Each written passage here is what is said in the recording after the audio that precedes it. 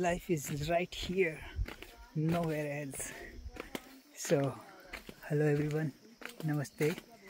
आज म अब यहाँ खेतमा बारीमा हिँड्दै जान्छु कता कता अनि हजुरहरुलाई म देखाउने रहेछु आजको मेरो वक.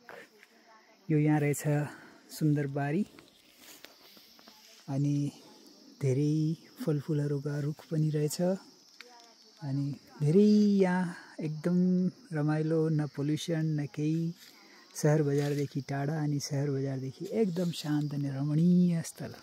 अब यहाँ रायो सर्सु रायो जे भन्नुहुन्छ हजुरहरुले त्यसको सुन्दर यो बारी रहेछ. एकदम सुन्दर फूल फुलेको छ रायोको. अनि यहाँबाट हिँड्दै धेरै घुमाउने छु अझै. यहाँ सबै रायो अनि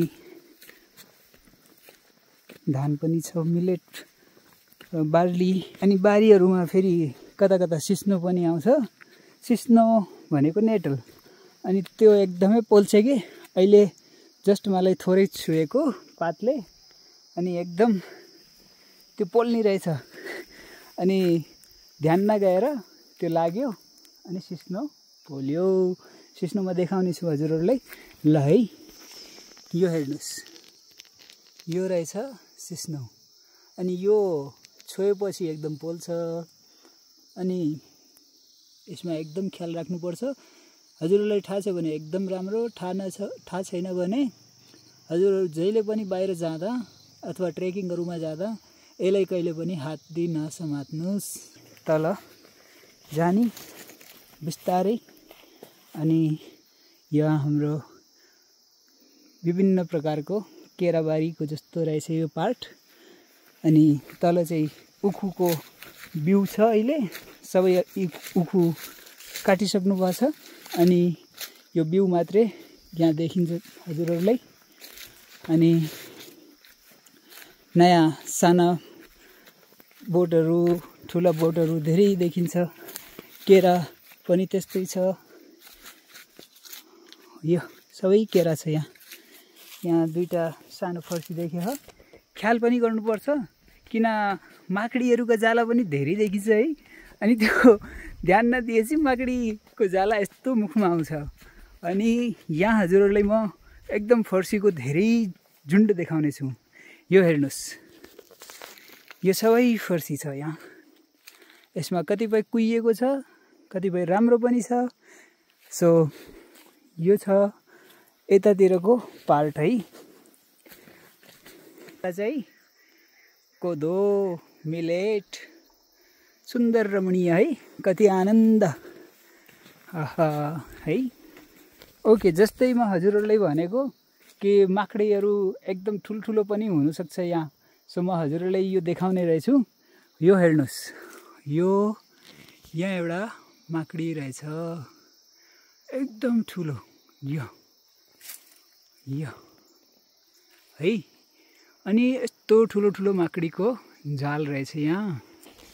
अनि यो बारीमा चाहिँ धेरै लाइक यहाँ पुरै ठाउँमा रुद्राक्ष पनि छ, बोधिचित्त पनि छ अनि अरू विभिन्न प्रकारका औषधीय गुण राखेका सानो पौधाहरू पनि छ है.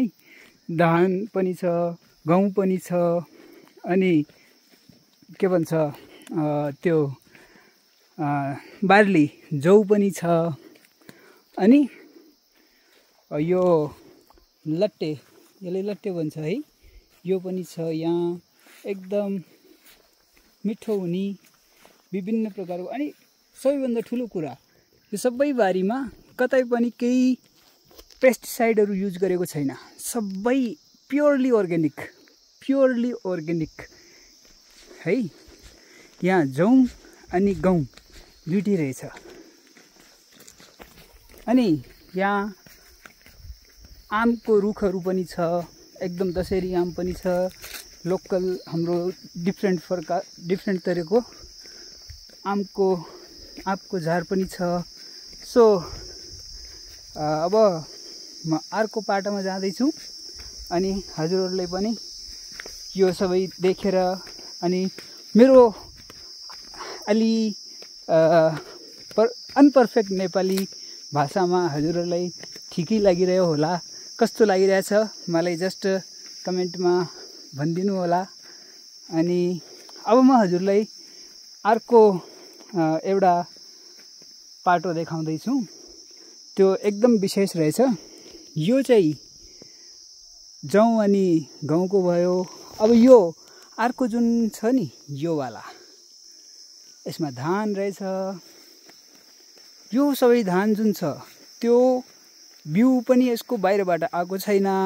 यही प्राय जति पनि हजुरले अहिले देख्नुभएको त्यो सबै प्राय गरेर सबै पुरानो यो खेतीबाट जुन धान निस्किन्छ त्यहीदेखि बिउ पनि राख्लिने। अनि यो बिउ चाहिँ एकदम पुरानो हो। अनि यो किसिमको धान अहिले अब प्राय लुप्त हुँदैछ।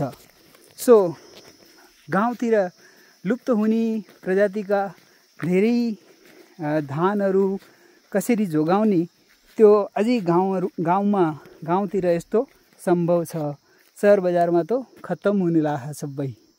सो यो धान अनि यहाँ मलाई त यो अन्जिर जस्तो देख्यो। अब हजुरहरूलाई के लाग्छ यो के छ के छैन, यो खानीमा प्रयोग हुनसक्छ कि यो अन्जिर जस्तै देख्ने कुनै अर्को फल रहेछ कि के छ, हजुरहरूलाई थाहा छ भने यसमा कमेन्ट गरेर भनिदिनु होला। अनि यो सबै प्राकृतिक, केही पनि यसमा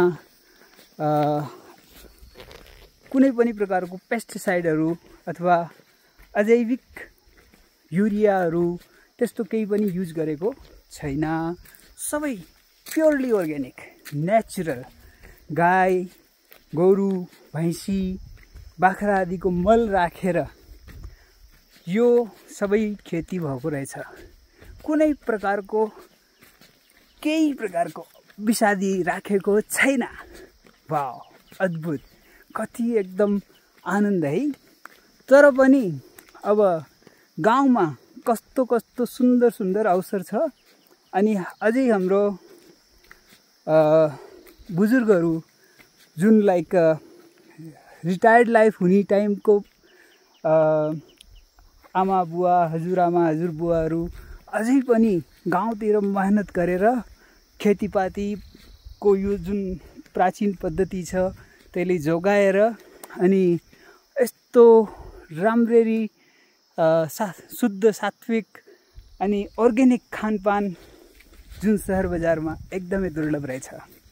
सो त्यस्तो जीवन धन्य छ है। सो कति एकदम खुसी लाग्छ नि यो सबै देखेर।